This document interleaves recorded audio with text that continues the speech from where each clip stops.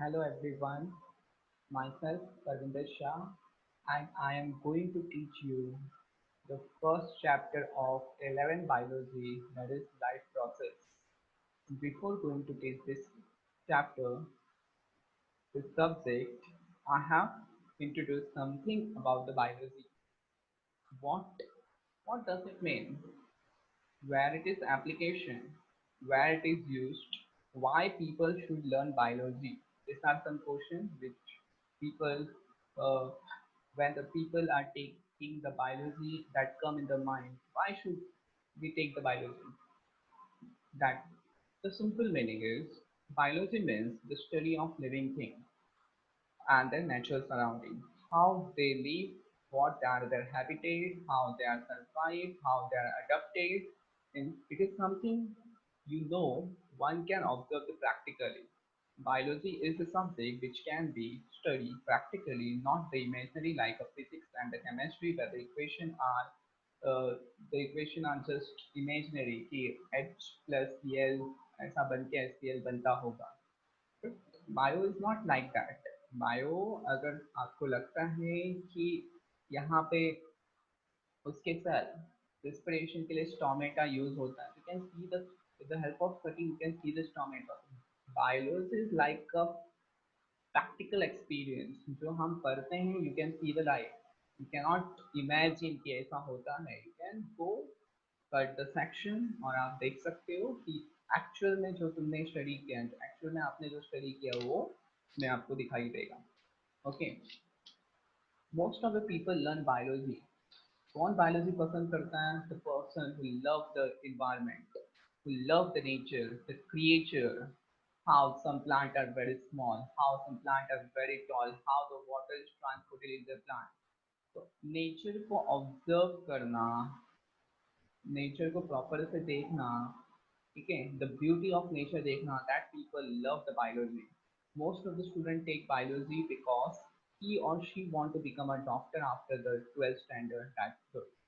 तो यहाँ पे मोस्ट ऑफ द पीपल जो 11th स्टैंडर्ड में बायोलॉजी लेते हैं, उसका मेन मकसद यही होता है कि आफ्टर 12th स्टैंडर्ड ही और she want to become a doctor. उनको एमबीबीएस करना है. ऐसा लगता है कि बस एमबीबीएस के बाद उनके पास कोई और ऑप्शन नहीं है. So friends, there are a lot of options while taking you biology in the 11th standard. Doctor भी काफ़ी वैरायटी, सिर्फ एमबीबीएस की डॉक्टर नहीं होते हैं. वेटनरी डॉक्टर है, डीडीएस डॉक्टर है, हेमोपैथी, आयुर्वेदिक, तो बहुत सारा ऑप्शन है in the case of doctor में भी.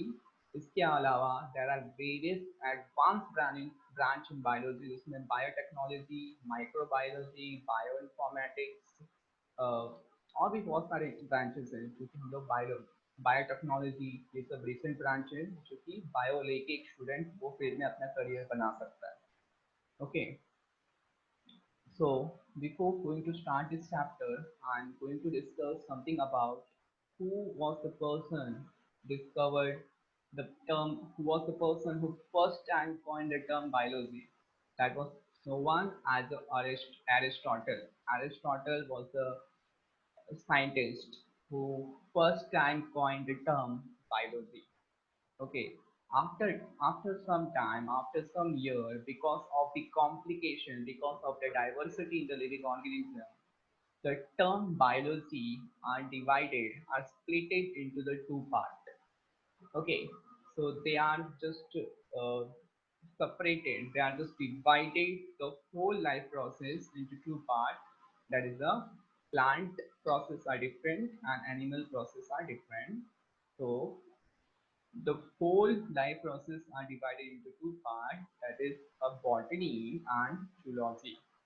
So in the botany, the people are going to study about the plant, and in the zoology, the people are going to learn about the animals. So after that, uh, there is a change in the fathers in botany and zoology. Now, the father of zoology is same as Aristotle, and the father of botany become a Theophrastus. So today we are going to discuss about the life process, how the life process is going on in the world. Okay, so it is very interesting chapter. We are going to learn lot of things about the life. Introduction. Planet Earth is made up of biotic and abiotic components. As you know कि planet Earth जो है वो दो चीजों से बना हुआ है. That is abiotic. Abiotic means all the non-living things. जिसमें water, air, rock particles, this all come under non-living thing and living thing. That is a combination, that is a composition of both the biotic and abiotic. ये दोनों मिलकर planet Earth को बनाया हुआ है. The biotic component are obviously the living things present around us, जो भी आसपास plant, animal, insect, microorganisms जो भी दिखते हैं, that all are considered to be a biotic component. The question is why do we call them living and how they are different from non-living. जैसा एक question आया है कि उसको हम लोग किस बेस पे यू कैन से कि दिस इज लिविंग थिंग और वो नॉन लिविंग थिंग से किस तरह से डिफरेंट है. Okay, so for this we are going to study the basic principle of life. What is the basic principle of life? The living being one produced has to survive. तो सबको पता है कि एक बार जो लिविंग थिंग का born होता है, एक बार जो लिविंग थिंग प्रोड्यूस होते हैं, उनको यहाँ पे सरवाइव करना है. This is the principle of life. For survival it required energy. For energy it have to perform the metabolism. So, for the survival of any living thing, maybe plant or animal or insect or microorganism, they require energy for their survival. And for energy, the organism, the living organism must have to perform an activity that is known as a metabolism. What is metabolism? Metabolism is nothing but a breakdown of complex molecule into the simpler form. कोई भी complex molecule को simpler form में break down करना, उस process को बोला जाता है metabolism. और जब हम break down करेंगे then इसमें से energy release होता है. जैसे एक simple सा example को मैं बताता हूँ. हम जब कार्बोहाइड्रेट फूड लेते हैं, फॉर एग्जाम्पल राइस, व्हीट, जवार, बाजरा, जो भी हम कंज्यूम करते हैं उसका ब्रेक डाउन होता है. Carbohydrate is a long chain of glucose molecule. तो कार्बोहाइड्रेट का ग्लूकोज मॉलिक्यूल में पहला ब्रेक डाउन होना, then our blood take that glucose molecule into our cell के बाद साइटोप्लाज्म में ग्लूकोज जो है वो फाइब्रेट में कन्वर्ट होता है and then माइटोकॉन्ड्रिया में उसका फाइनली ऑक्सीडेशन होता है and then it release the ATP molecule. तो ATP molecule से हमें एनर्जी मिलता है. ठीक है, तो यहाँ पे to get the energy, because एक लिविंग थिंग को सर्वाइव करना है तो दे रिक्वायर द एनर्जी, और एनर्जी के लिए जरूरत है कि मेटाबॉलिज्म प्रोसेस होना चाहिए. तो metabolism is the breaking molecule catabolism and making new molecule anabolism. Break down करके एक नया मॉलिक्यूल कार्बोहाइड्रेट ब्रेक डाउन करके ग्लूकोज बनता है एंड ग्लूकोज से एटीपी का फॉर्मेशन होता है. From birth onward, organisms show tendency to growth and development. तो हमने ये भी देखा है कि most of the organisms जैसे born होते हैं तो डे बाय डे उनके अंदर ग्रोथ और डेवलपमेंट ये प्रोसेस चलते रहता है. ईयर बाय ईयर उनके उनके बॉडी के अंदर कुछ डेवलपमेंट होना, मीन्स टीथ आना, हैंड का डेवलपमेंट होना, बोन का जॉइंट होना. तो बर्थ से लेके आगे तक उनके बॉडी में सम चेंज होते रहना, सम ग्रोथ होता है, सम डेवलपमेंट होता है. This growth is well orchestrated. तो ये बहुत ही सिस्टमैटिक अरेंजमेंट किया गया है. इस ग्रोथ का कभी भी नहीं होता है एक पर्टिकुलर टाइम पीरियड पे वो ग्रोथ अपने आप होना शुरू होता है. You might have observed a sandworm. This growth is not within the body and this is non-living thing. तो sandworm के बारे में हमने सुना होगा. इसकी जो ग्रोथ होता है that is within the body और उसको हम non-living thing consider करते हैं. तो growth is not considered as a important as a character of living thing or non-living thing. ये कोई differentiate नहीं करता है, बिकॉज ग्रोथ होने का, ग्रोथ का मतलब क्या होता है? ग्रोथ मीन्स जस्ट कि किसी की हाइट इंक्रीज होना. तो सपोज अगर एक जगह पे हमने मड रखा है, उसके ऊपर because of the soil erosion या हवा के कारण वहाँ पे डिपोजिशन ऑफ मड इकट्ठे हो रहे, तो उसकी भी ग्रोथ धीरे धीरे उसकी हाइट बढ़ना शुरू होती है। तो ग्रोथ यू कैनॉट डिफरेंशिएट कि ग्रोथ ही इम्पोर्टेंट फैक्टर है एक लिविंग थिंग और नॉन लिविंग थिंग को डिफरेंशिएट करने में। Growth and development are not the process which has the unlimited time span. तो ये बहुत इंपॉर्टेंट पॉइंट है कि ग्रोथ और डेवलपमेंट हमारे बॉडी के अंदर अनलिमिटेड टाइम पीरियड तक नहीं होता है। उसका एक लिमिटेड टाइम पीरियड है, कहीं तक होगा, उसके बाद ग्रोथ और डेवलपमेंट ये होना स्टॉप हो जाता है। At a certain point of time, the molecule organ system began to lose their effective working and become old. तो एक टाइम जैसा ग्रोथ एंड डेवलपमेंट एक पर्टिकुलर पीरियड तक हुआ, उसके बाद क्या होता है, उसका ग्रोथ एंड डेवलपमेंट वहीं पे स्टॉप हो जाता है। द मॉलिक्यूल और ऑर्गन जो है, जो इफेक्टिवली काम कर रहे थे, जो शुरुआत में जितना इफेक्टिवली जितना एक्टिवली काम कर रहे थे, वो काम धीरे धीरे बहुत ही कम हो जाता है and that become a old. जब ये काम करना बंद करते थे तो person are come under the old age condition and उस प्रोसेस को बोला जाता है एजिंग, मतलब हमारा एजिंग शुरू हो चुका है। Life has to continue, hence organisms try to produce a young one like itself. तो लाइफ को कंटिन्यू मेंटेन रखना है, तो लाइफ को कंटिन्यू मेंटेन रखना है, तो ये बहुत ज़रूरत है कि जो भी ऑर्गेनिज्म है, जो भी स्पीसीज से बिलोंग करता है, उसका रिप्रोडक्शन होना चाहिए। रिप्रोडक्शन का मतलब क्या है, बिल्कुल अपने तरह का एक यंग वन प्रोड्यूस करना। तो लाइफ को मेंटेन रखने के लिए, लाइफ को कंटिन्यू रखने के लिए ये बहुत इंपॉर्टेंट है, the organism must have to perform activity called reproduction, जिसमें वो ऑर्गेनिज्म बिल्कुल अपने तरह का ही एक नया ऑर्गेनिज्म यंग वन प्रोड्यूस करता है। It is possible due to the reproduction by sexual or asexual for the continuity of race. तो कंटिन्यूटी ऑफ रेस, एक ऑर्गेनिज्म का रेस, फॉर एग्जांपल एलिफेंट का रेस कंटिन्यू होना चाहिए, ह्यूमन बीइंग का race continue होना चाहिए, तो इसका बहुत इंपॉर्टेंट है कि वहाँ पे रिप्रोडक्शन हो।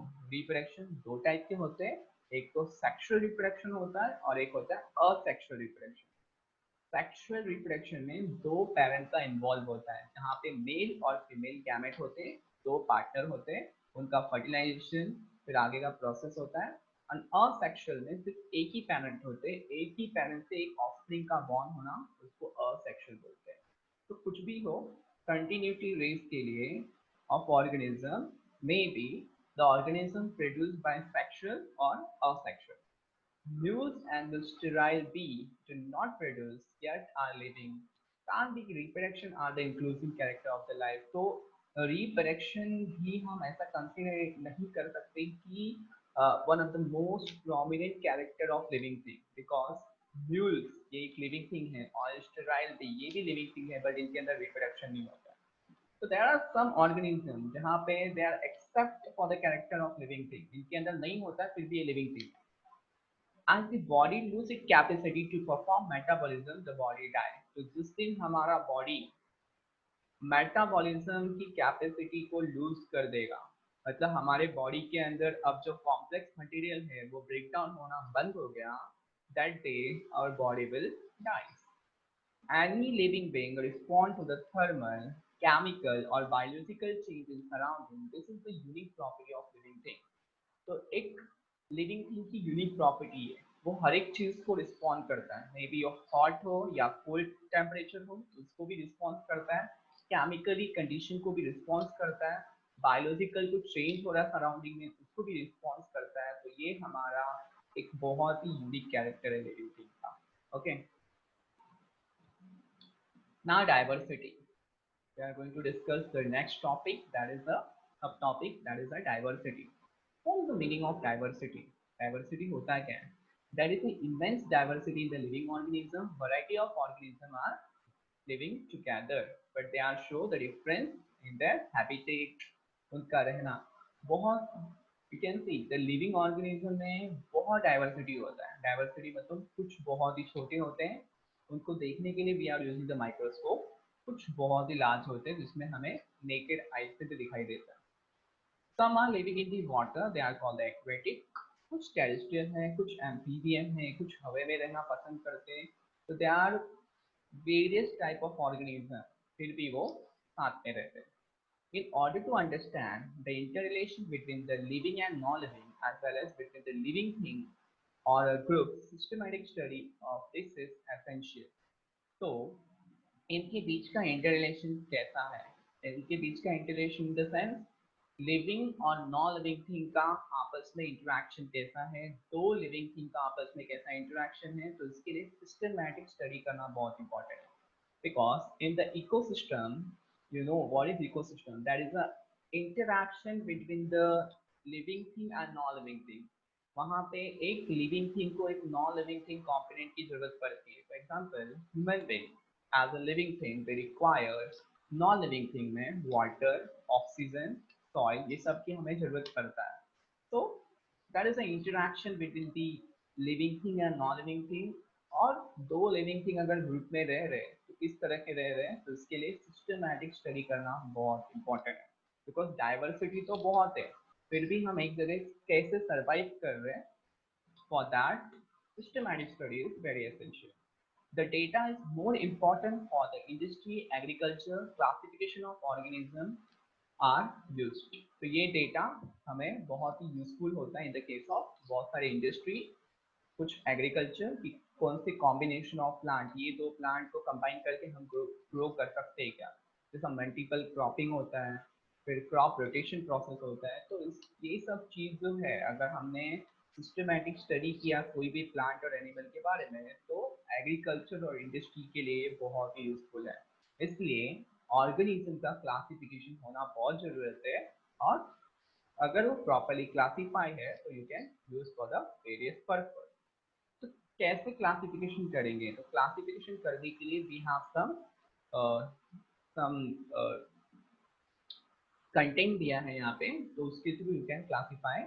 तो क्या क्या है, तो क्लासिफिकेशन के लिए we are using the herbaria in this chapter.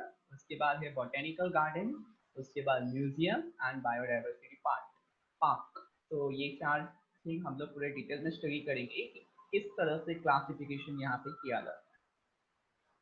The first is known as the herbarium. ठीक है. तो जो लोग फर्स्ट टाइम ये लेक्चर अटेंड कर रहे हैं, तो आई नो कि हर्बेरियम किसी को पता नहीं होगा. हर्बेरियम एक्चुअल में होता है क्या है, तो हर्बेरियम एक शीट होता है, एक पेपर है वाइट कलर का, जिसपे हमें कोई भी पर्टिकुलर एक प्लांट का स्पीसीज मिला जिसके बारे में हमें कंप्लीट इंफॉर्मेशन मालूम है. दैट इज मेडिसिनल प्लांट, कोई भी प्लांट हो सकता है जिसके बारे में हमें कंप्लीट इंफॉर्मेशन पता हो. तो उसको हम with the help of root, stem, flower, fruit उसको पिकअप करने के बाद उसको प्रोसेस होता है, उसको प्रॉपरली ड्राई किया जाता है. ड्राई के बाद उसको पेपर पे विद द हेल्प ऑफ गम और सेलो टेप हम उसको स्टिक कर सकते हैं. स्टिक करने के बाद you can write the name of the person, कहाँ किसने कलेक्ट किया. यू कैन ऑल्सो राइट कहाँ पे मिला, कौन से डेट को मिला, उसका लोकल नेम क्या है, उसका साइंटिफिक नेम क्या है, उसका यूज क्या है, उसमें फ्लावर थे क्या, कौन से मंथ में कलेक्शन किया गया है. तो ये जो भी इंफॉर्मेशन मालूम है वो सारा हम राइट कॉर्नर पे लिखते हैं. तो हर्बेरियम का यूज क्या है, तो हर्बेरियम आज यू कैन सी कि बहुत सारे हर्बेरियम है, बहुत सारा लैब जो होता है, बहुत सारे कॉलेजेस है, बहुत सारे इंस्टीट्यूट है जहाँ पे हर्बेरियम बना के रखा गया है. हर्बेरियम को भी बहुत ही डिफरेंट टाइप से क्लासीफाई किया गया है. For example if you visit the herbarium, तो वहाँ पे प्लांट के जैसे 5 वैरायटी है, you know the 5 division of the plant, जिसमें हेलोफाइटा, ब्रायोफाइटा, टेरिडोफाइटा, जिम्नोस्पर्म और एंजियोस्पर्म, ये 5 variety of 5 division of plant दिखेंगे. इस हिसाब से उसको क्लासीफाई किया गया है. अलगे का एक अलग सा सेपरेट लॉकर दिया गया है, वो पूरे जोन में you can see only the अलगे वैरायटी ऑफ हर्बेरियम. ब्रायोफाइट का अलग है, टेरिडोफाइट का अलग है, फंगस का अलग है, एंजियोस्पर्म, जिम्नोस्पर्म. तो ये अलग अलग कंपार्टमेंट में इन सारे हर्बेरियम को स्टोर करके रखा हुआ है. Even they are arranged in the alphabetical order. Suppose a researcher want to do the research on a particular plant, और उसने बहुत ढूंढा बट उसको मिल नहीं रहा है। तो they are just find on the internet, Google पे बैठ के वो ढूंढता है कि इस तरह का कोई प्लांट अवेलेबल है क्या, है तो कहाँ पे है। तो उसको बहुत ईजी होता है, अगर एक बार गूगल पे है तो जाके ढूंढ के और उस प्लांट को कलेक्ट करके उसको यूटिलाइज कर सकता है। बट अगर ना मिला तो what is the second option? तो सेकेंड ऑप्शन है हर्बेरिया। वो कोई भी हर्बेरियम में जाके वहाँ पे with the help of alphabetical order वो सेक्शन में जाके वो फाइंड कर सकता है कि हाँ ये प्लांट अवेलेबल है क्या।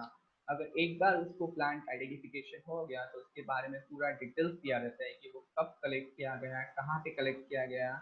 ओके, तो ये बहुत हेल्पफुल होता है फॉर द रिसर्चर। इसलिए हर्बेरियम बहुत जगह पे बनाया गया है और इस तरह से क्लासिफिकेशन किया गया है। That okay, so हम लोग डिस्कस करते हैं अभी। The word herbarium was first coined by the Piton de Turnefort in the book Element. So Piton de Turnefort is the scientist, is a botanist जो सबसे पहला हर्बेरियम का नाम मेंशन किया था। उनका बुक, खुद का बुक था जिसका नाम था element. Herbarium are the effective tool in taxonomy study. Taxonomy study का मतलब नेमिंग ऑफ द प्लांट, किसी का नाम जानना है, इसका क्लासिफिकेशन जानना है, तो हर्बेरिया एक बहुत ही इफेक्टिव टूल है।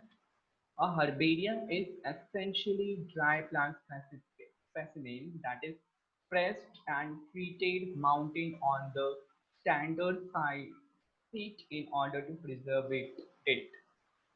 तो जैसे मैंने बताया कि हर्बेरियम है क्या, तो एक ड्राइड प्लांट स्पेसिमिन है जिसको प्रेस किया गया है, उसको ट्रीट किया गया है, कम्प्लीटली ड्राइड करके एक स्टैंडर्ड पेपर होता है, हर्बेरियम शीट का एक स्टैंडर्ड साइज होता है, उसके ऊपर with the help of gum and हम गम एंड सेलोटेप करके उसको स्टिक किया गया है। उसके ऊपर डेट मेंशन है, date and place of collection along with detailed classification are highlighted in the ecological peculiarity character of the plant are recorded on the same sheet। तो यहाँ पे वो डेट कब इसको कलेक्ट किया गया है, कौन से प्लेस से कलेक्ट किया गया है, उसका डिटेल इंफॉर्मेशन, उसका क्लासिफिकेशन, कुछ कैरेक्टर माने में तो वो भी इंट्रोड्यूस कर सकते हैं, इसका क्या इंपॉर्टेंट है, कौन से क्लाइमेटिक कंडीशन में ये ग्रो होता है। ओके, और जो भी कैरेक्टर हमें पता है उस शीट के अंदर हम मेंशन कर सकते हैं। इवन लोकल नेम कि वहाँ पे उसको किस नाम से जाना जाता है, नेम ऑफ द कलेक्टर, किसने कलेक्ट किया, ये सब उसमें ऐड किया जा सकता है। This information is given to the lower right corner of the sheet is called लेवल। तो इसको जो हर्बेरियम शीट के नीचे राइट कॉर्नर पे जो भी इंफॉर्मेशन है प्लांट का, उसके ऊपर उसको लिखा जाता है या चिपकाया जाता है, तो उसको बोला जाता है label, that is one the label. Okay, now next one is botanical garden। so what is botanical garden? Botanical garden are the place where different plant of different variety are collected from the different part of the world are grown in the scientific and the systematic way। तो botanical garden एक ऐसा garden है जहाँ पे different variety of plant जो कि different part of the world से collect करके वहाँ पे grow किया गया है with the scientific और systematic way। नॉर्मल कैसे भी ग्रो नहीं किया गया है ऐसा नॉर्मल गार्डन की तरह, प्रॉपरली उसको अरेंजमेंट के साथ एक साइंटिफिक तरीके से उस गार्डन को मेंटेन करते हैं, that is botanical garden. So what is difference in botanical garden and the local garden? तो एक तो अरेंजमेंट हो गया। The second thing, if you visit in any botanical garden you will observe कि वहाँ पे जितने भी प्लांट है सबका पर्टिकुलर नेम मेंशन होगा वहाँ। और लोकल पीपल जिसको बॉटनी के बारे में, प्लांट के बारे में बिल्कुल नॉलेज नहीं है, अगर वो भी विजिट करता है तो बाय ऑब्जर्विंग द प्लांट ही और शी मस्ट नो अबाउट इस प्लांट का नाम क्या है, उसको लोकल नाम से क्या कहा जाता है, उसका यूज क्या है, क्या वो मेडिसिनल तौर पे यूज करती है कि कॉस्मेटिक तौर पे यूज करती है, वो कहाँ से लाया गया है। तो this whole information you will get for each and every plant which are present in the botanical garden। तो इजी है बॉटेनिकल गार्डन, उतना कुछ ये नहीं है। हमारे आसपास मतलब कॉलेजेस के आसपास जो कैंपस होता है उसमें भी बहुत सारे प्लांट ऐसा भरे हुए हैं। if the student are interested, if the biology teacher are interested in that college or that institution, so with the help of the teacher you have to make a label सारे plant को label कर सकते हो, उसमें नाम डाल सकते हो, उसका यूजेस डाल सकते हो, जितने भी है 50 प्लांट है। तो जरूरत नहीं है कि हमें एक बड़ा सा गार्डन चाहिए, हम अपने कॉलेज कैंपस को भी बॉटेनिकल गार्डन की तरह हम बना सकते हैं। तो उसको नेमिंग डाल सकते हैं कि बाहर के कोई भी स्टूडेंट अगर कॉमर्स स्टूडेंट हो, एटलीस्ट उसको पता चले कि इस प्लांट का नाम क्या है, इसका यूज क्या है। Okay, so the interested student can do this thing also. तो इस तरह का होता है बॉटेनिकल गार्डन। प्लांट का लेबल मैंने जैसे बताया कि हर एक प्लांट को प्रॉपरली लेबल किया गया है। The label broad show scientific as well as the common name of the plant. तो उसमें लेबल के अंदर common name of the plant, local नाम क्या है, एज वेल एज उसका साइंटिफिक नाम क्या है, इसके बारे में पूरा मेंशन होता है बॉटेनिकल गार्डन में। अब कुछ फैक्ट स्टडी करते हैं कि बॉटेनिकल गार्डन सबसे पहला कहाँ पे बनाया गया था, कौन सा लार्जेस्ट बॉटेनिकल गार्डन है, हमारे इंडिया में कौन सा बॉटेनिकल गार्डन है। तो in 1543 first botanical garden was established by Italian professor Luca Ghini at Pisa at Italy। 1543 में सबसे पहला बॉटेनिकल गार्डन एस्टैब्लिश किया था इटालियन के प्रोफेसर, उसका नाम था लुका घिनी। ये है पिज़ा, इटाली में। तो सबसे पहला बॉटेनिकल गार्डन 1543 में एस्टैब्लिश हुआ। उसके बाद Q in England is known for the largest collection of more than 30,000 specimens and more than 7 million herbaria। तो Q botanical garden one of the largest botanical garden in the world, जिसको royal botanical garden के नाम से भी जाना जाता है, उसके अंदर 30,000 प्लांट के स्पेसिमिन को प्रिजर्व करके रखा गया है, as well as 7 million herbaria वहाँ पे प्रिजर्व करके रखा हुआ है। Okay, so this is something about the botanical garden। Now the next one is known as the museum. What is museum?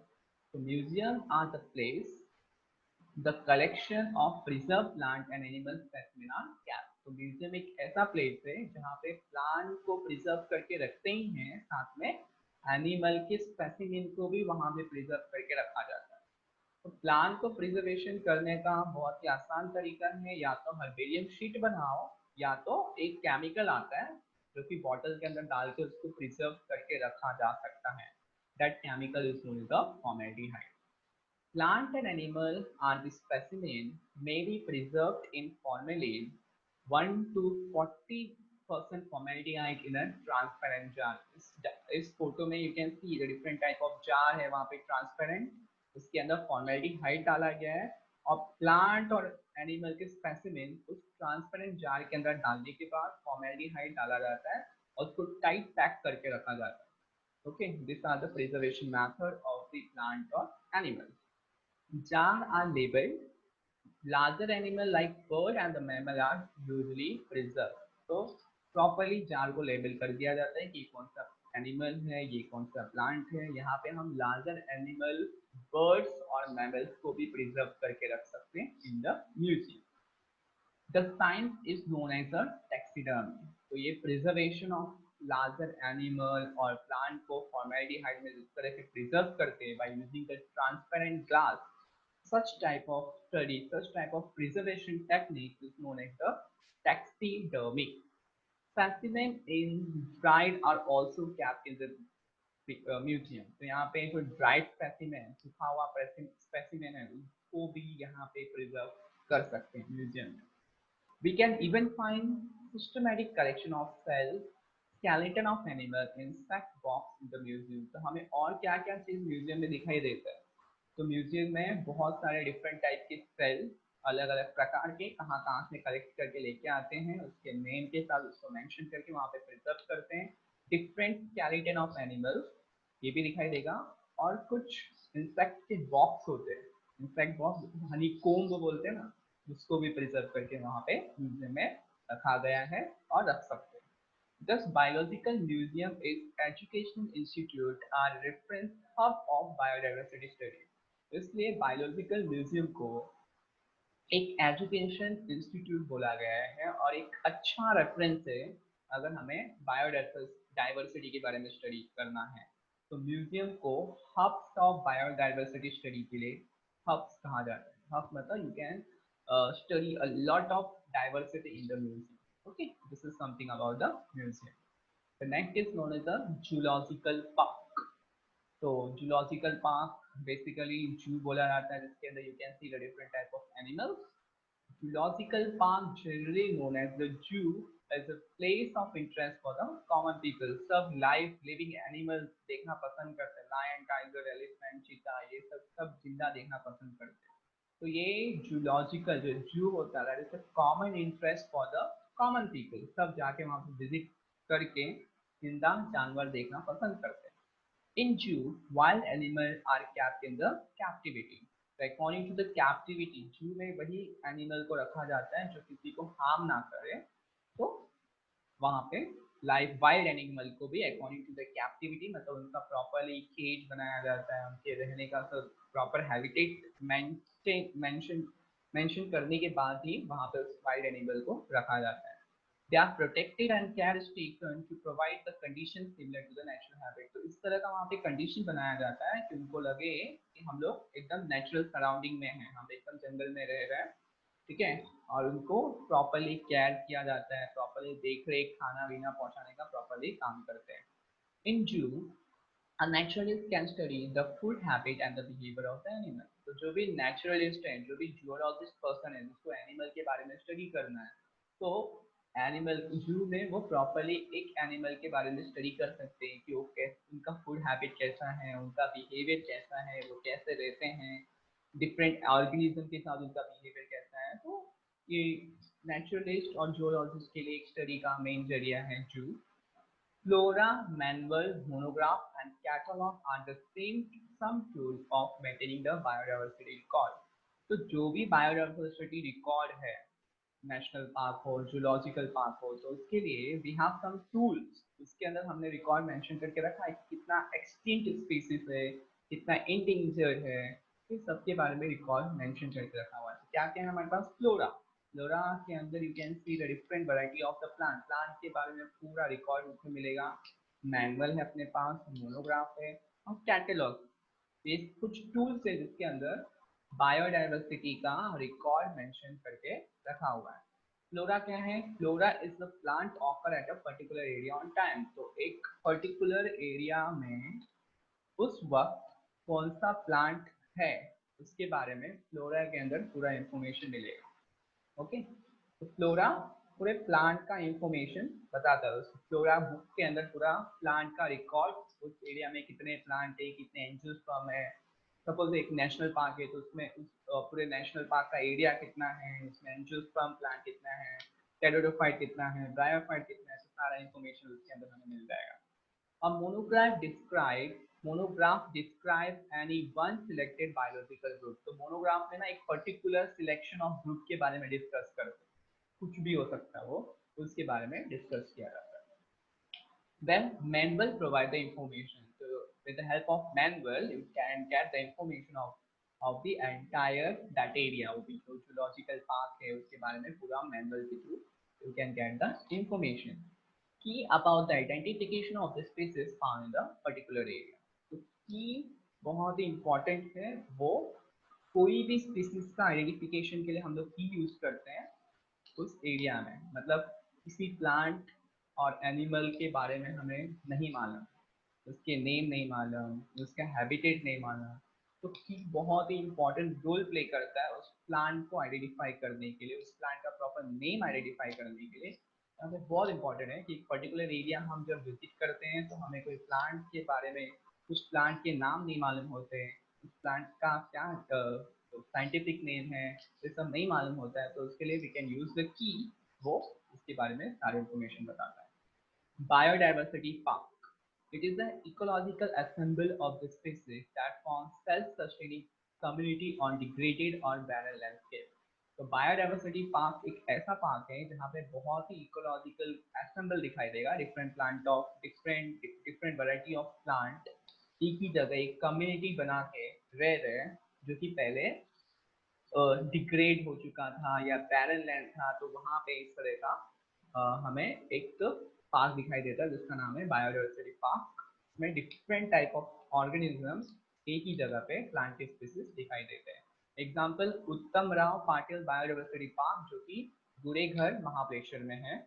Which park is the best model for the conservation of natural heritage in the urban landscape? तो वहाँ का जो natural heritage है, गांव का landscape maintain करने के लिए इसको एक बहुत ही बेस्ट मॉडल माना जाता है for the conservation of natural heritage.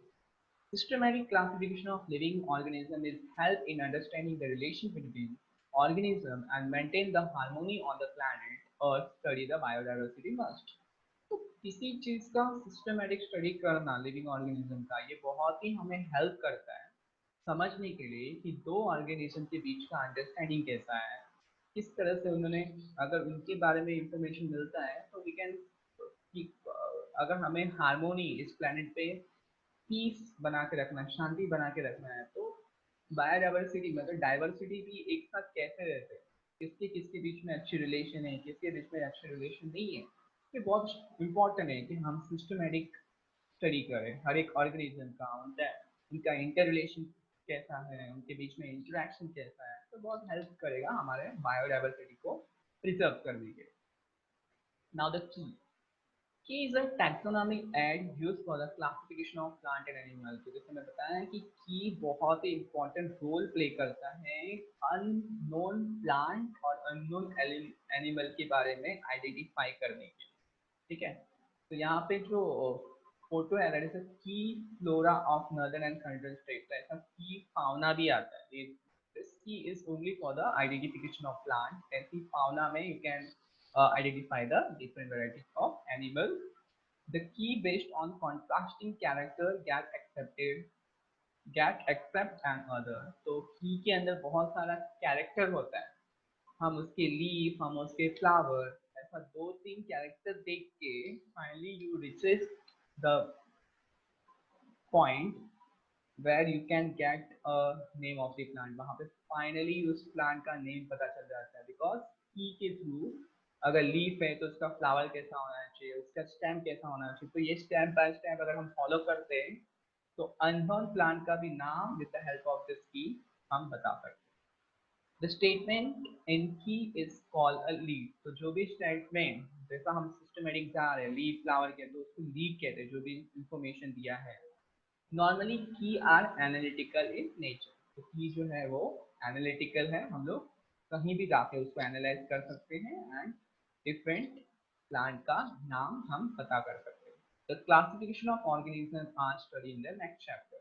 तो यहाँ पे हमने जो बेसिक लाइफ प्रोसेस था उस चैप्टर को हमने खत्म कर दिया।